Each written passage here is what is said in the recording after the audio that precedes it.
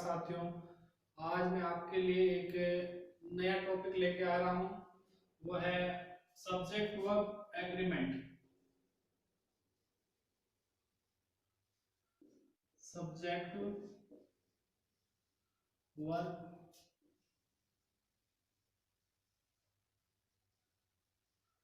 Agreement या फिर हम कह सकते हैं कॉन्कॉर्ड। इन दोनों का मतलब समझौता या सामंजस्य बिठाना होता है। किन किन के बीच में? सब्जेक्ट और वर्ब के बीच में। तो आज हम इस टॉपिक के बारे में बात करेंगे। बहुत इंपॉर्टेंट है, सारे एग्जाम के लिए भी इंपॉर्टेंट है। तो आज हम बात कर रहे हैं सब्जेक्ट वर्ब एग्रीमेंट। इसमें सबसे पहले किसी भी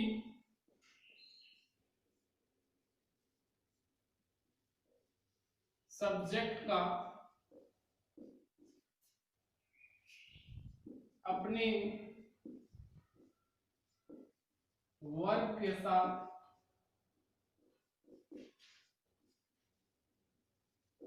एग्री होना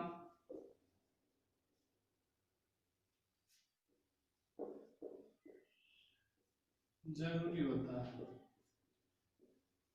यानी जो जितने भी सब्जेक्ट हैं उन सब का वर्ब के साथ एग्री होना बहुत ही जरूरी होता है। उसी प्रकार किसी भी वर्ब का अपने सब्जेक्ट के साथ एग्री होना जरूरी होता है। इन दोनों का मतलब ये हुआ कि कोई सब्जेक्ट है हमारे पास में, उसके साथ वर्ब कौन सी लगेगी, इनके बीच एग्री होना जरूरी होता है। एग्री मतलब सहमति होनी जरूरी होती है, एक दूसरे के बीच सामंजस्य होना जरूरी होता है। और किसी भी वर्ब का अपने सब्जेक्ट के साथ एग्री होना जरूरी होता है। दोनों जो इंपॉर्टेंट है। आगे हम बात करते हैं, यदि कोई सब्जेक्ट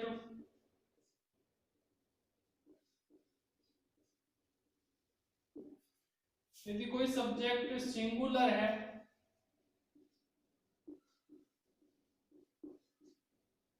तो वर्ब भी सिंगुलर यूज होगी। यानी कोई सब्जेक्ट सिंगुलर है तो उसकी वर्ब भी सिंगुलर यूज होगी। अर्थात कुछ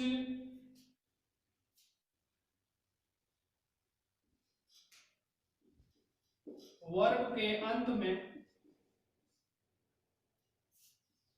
एस जोड़कर एक वचन बनाया जाता है या एक वचन वर्ब होती है। उदाहरण के तौर पर बता दूं मैं, जैसे इज, ये पहले से ही बनी हुई है, इसके पीछे एस है तो एक वचन। वाज, इसके पीछे भी एस है तो एक वचन। हेज, इसके पीछे भी एस है तो एक वचन। इस तरीके से वर्ब की फर्स्ट फॉर्म के साथ एस या एस जोड़ने से वो भी एक वचन बन जाती है। आगे हम बात करें, इस तरीके से एक डच भी एक वचन है। आगे हम सब्जेक्ट वर्ब एग्रीमेंट की बात करें,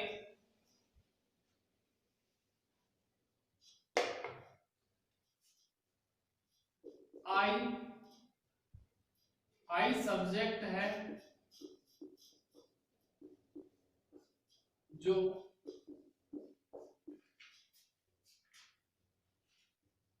होता तो एक वचन है लेकिन वर्ब हमेशा, कोष्टक में लिख रहा हूं सिवाय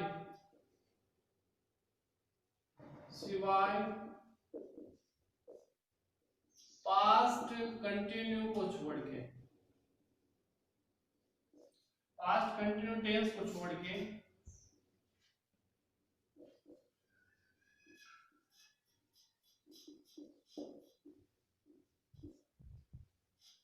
वर्ब हमेशा पास्ट कंटिन्यू को छोड़कर बहुवचन लेता है।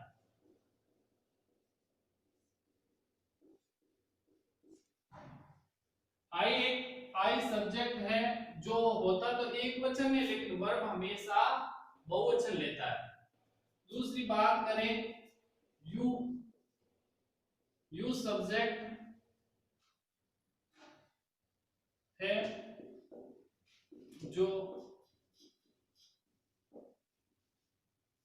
एक वचन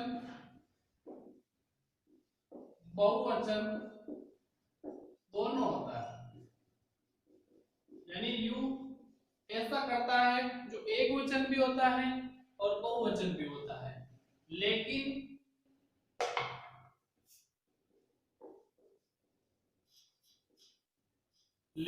वर्ब हमेशा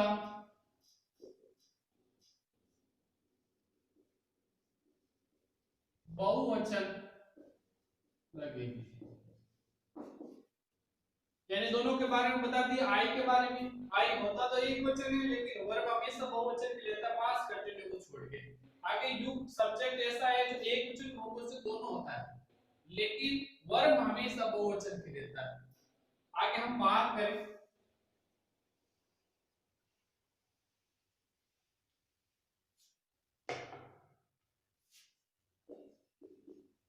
यदि सब्जेक्ट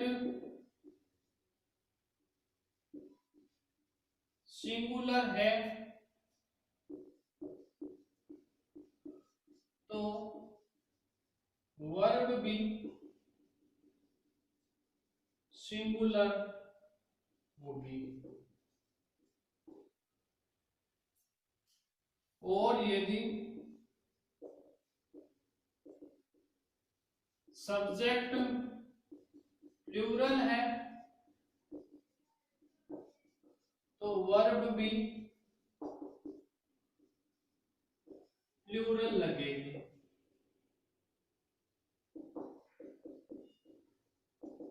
यानी मेरे कहने का मतलब है यदि सब्जेक्ट सिंगुलर हुआ तो वर्ब भी सिंगुलर यूज होगी, अगर सब्जेक्ट प्लूरल हुआ तो वर्ब भी प्लूरल होगी। कैसे? उदाहरण से समझ लेते हैं। पहले मैं आई के बारे में बात कर लेता हूं। जैसे मैं खाना खाता हूं, इसमें आई, मैंने अभी क्या कहा था, आई होता तो एक वचन है लेकिन ये अपने साथ में बहुवचन भी देता है।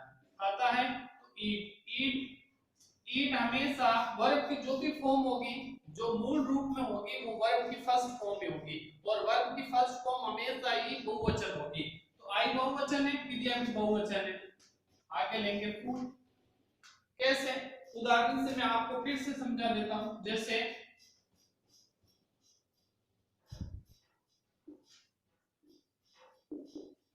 वह खेलता है, तो हम इसका बनाते हैं, खेलता है तो एक है, इसलिए हम इसके लिए ई का प्रयोग करते हैं, और प्ले के साथ में क्या जोड़ देते हैं, एस जोड़ देते हैं, ताकि वो एक वचन बन जाए।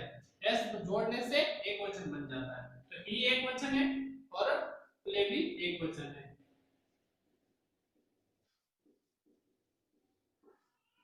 वह खेलते हैं तो इसमें दे बहुवचन है, तो प्ले भी बहुवचन है।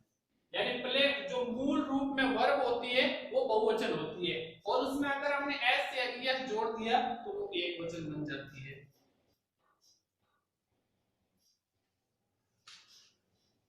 आगे मैं बात करूं, दोनों मैंने आपको बता दिया कि वो एक अपवाद है, सिवाय इस अपवाद को एक्सेप्शन को छोड़ के बाकी सब में जो आई होगा वो बहुवचन होगा। आगे मैं बात करता हूं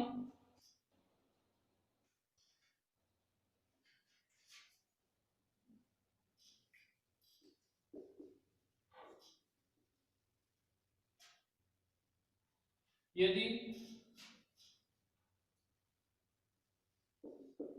यदि सब्जेक्ट में ऑफ से पहले यदि सब्जेक्ट में ऑफ से पहले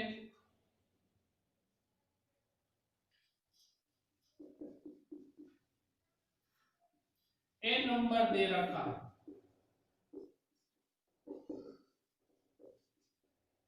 तो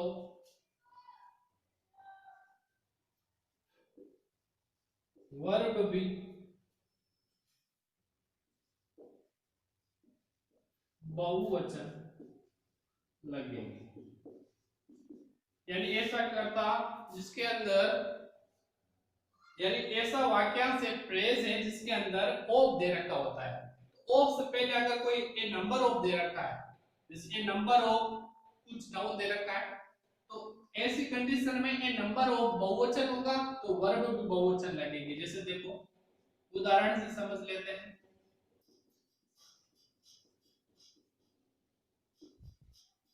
ए नंबर ऑफ मैंगोज खाली जगह 50। और अगर आपको बी का रूप भरना पूछ ले तो यहां पर आर भरा जाए। इस तरीके से यदि सब्जेक्ट में ऑफ से पहले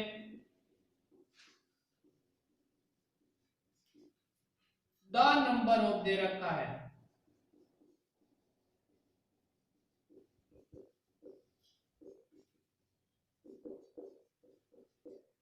तो वर्ब एक वचन का प्रयोग होगा।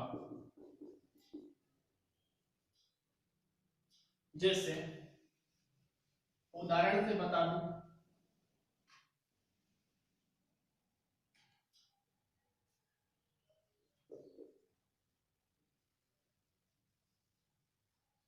the number of the student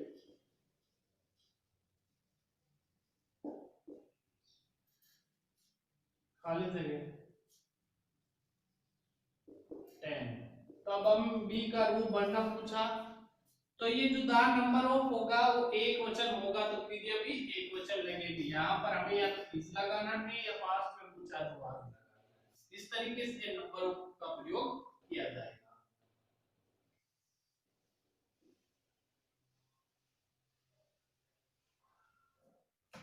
आगे हम बात करें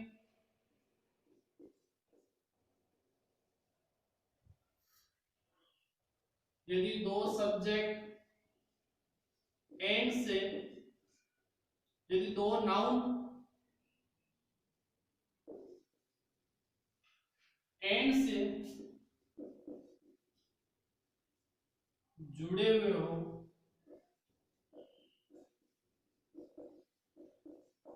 तो वर्ब बहुवचन लगेगी। जैसे उदाहरण के तौर पे बता दूं आपको मैं,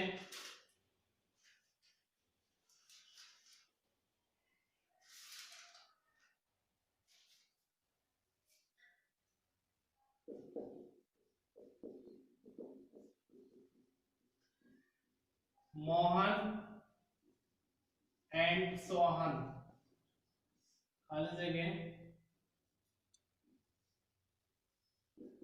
गुड प्लेयर। इस तरीके से आपको दे रखा है और आपसे पूछा बी का रूप मोहन एंड सोहन। अब दोनों को एंड से जोड़ रखा है और बी का रूप पूछा है तो हमें यहाँ पर हमेशा ही बहुवचन पढ़ना है। लेकिन मैं आपको बता दूं कुछ ऐसी भी वर्बें हैं यानी कुछ ऐसे शब्द हैं जो हमेशा ही एक वचन की क्रिया लेते हैं, जिसमें मैं बात करूं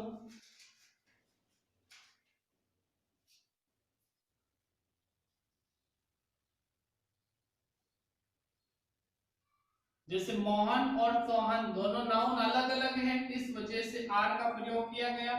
लेकिन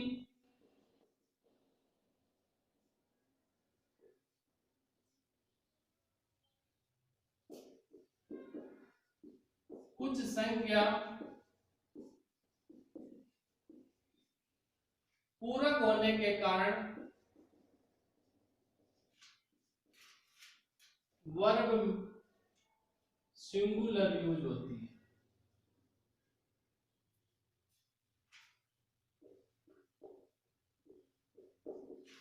तो मैं बता दूं कौन कौन सी नाउन है जिसके आगे हमें सिंगुलर वर्ब का प्रयोग करना है।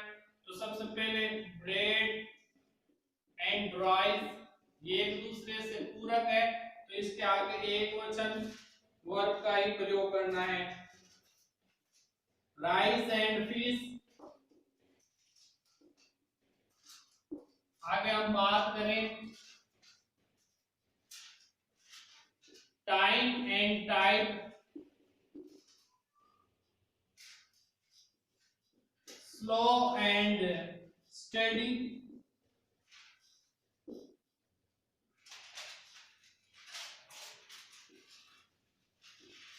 sorrow and happiness,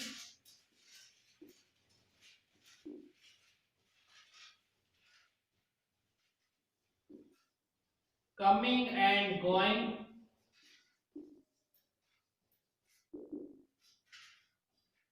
pen and ink,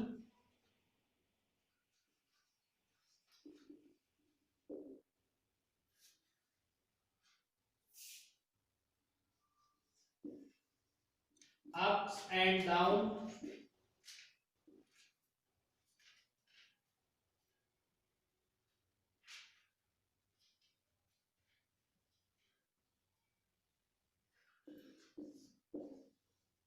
bread and butter,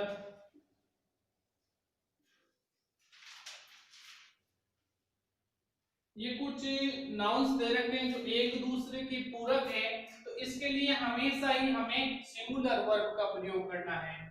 उदाहरण से समझ लेते हैं।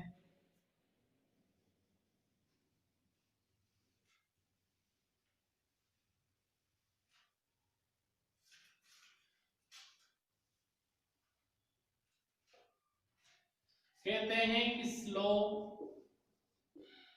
एंड स्टडी, खाली जगह,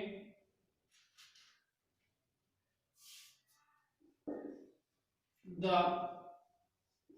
की ऑफ सक्सेस। तो हमें बी का रूप पूछा है, तो ध्यान रखना मैंने आपको बता दी ये कुछ शब्द है जिनके आगे हमें एक वचन वर्ब का ही प्रयोग करना है। जैसे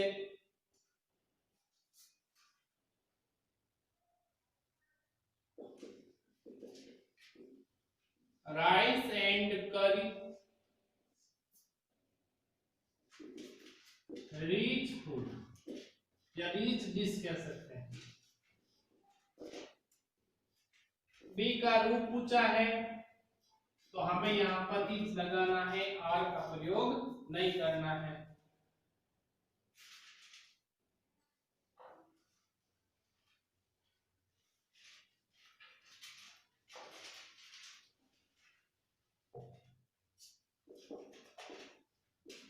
ट्रूथ एंड ऑनेस्टी, खाली जगह, रेस्पेक्ट।